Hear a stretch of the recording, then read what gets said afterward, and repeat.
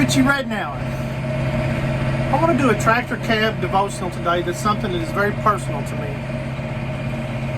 And it's to all you dads out there. Let me get this tractor stopped. I want all you dads to listen up. First of all, I'm a nothing and I'm a nobody. I'm not a professional at nothing. I didn't even finish college, so I'm definitely not a counselor or a therapist or a preacher or a teacher. I'm just an old country guy who tries to be the best dad he possibly can be. I want to talk to you a little bit about my life and my experience of being a dad, hoping that maybe I can help you avoid a few pitfalls. Or if you're struggling with something right now, or you have struggled with something, maybe my words and my experience here can help you. The reason I do this is because I love to hear from people that have had similar struggles as me, or have been in the valley a little bit. I have no greater respect than from a preacher who's not always been a preacher, who's just been a regular smo like me. But listen, this devotional today is about having courage.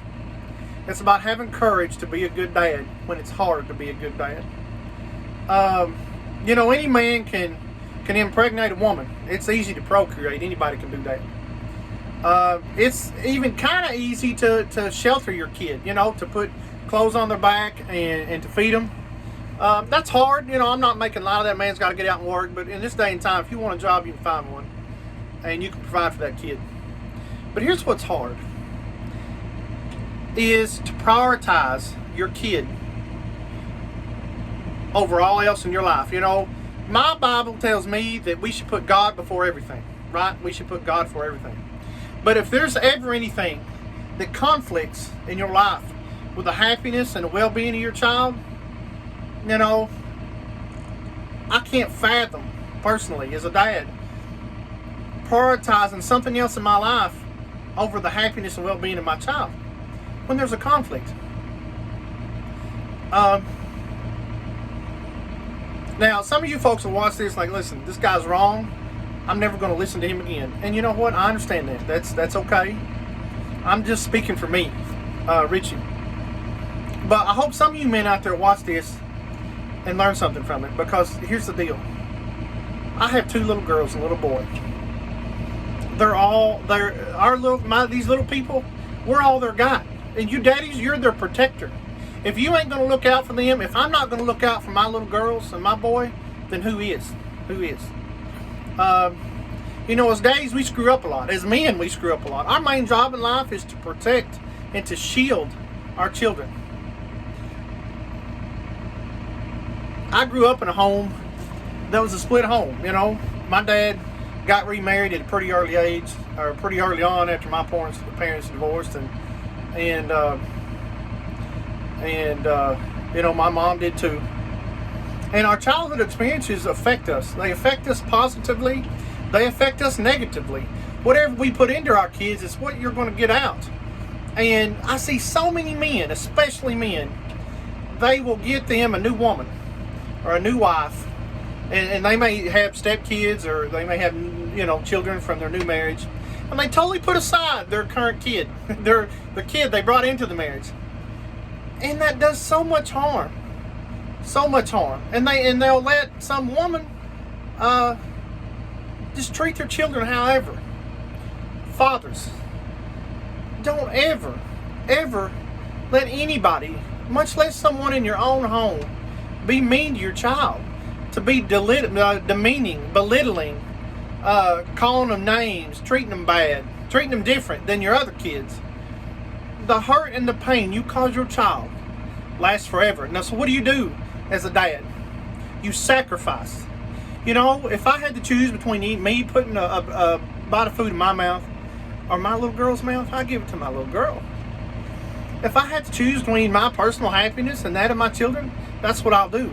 If I have to make some decisions that are so difficult and so hard and they're painful and they come with sacrifice and consequence, if I have to do that for my child, then that's my job as her daddy. If I can't protect her, then who can? Don't worry about what people say about you on Facebook. Don't worry about what people might think. Don't worry about love lost or not having companionship or home. You know, I see so many dads putting relationships above their children and in place of their children and leaving their little girls and their little boys hanging out to dry. The damage you do to your kids is life-lasting.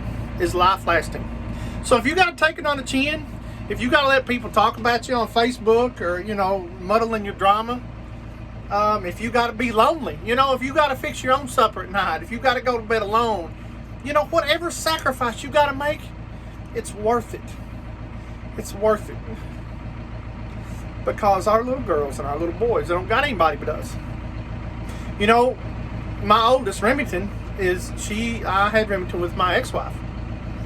And she'll tell you, you know, there come a point in our marriage that she struggled with substance abuse, and we divorced, and I had to do a lot of things to protect my daughter from all that. And it was hard. And, you know, Remington, she hated my guts at the time. And so did a lot of other people. They thought what I was doing was wrong. But fast forward to present day, her mama got some help.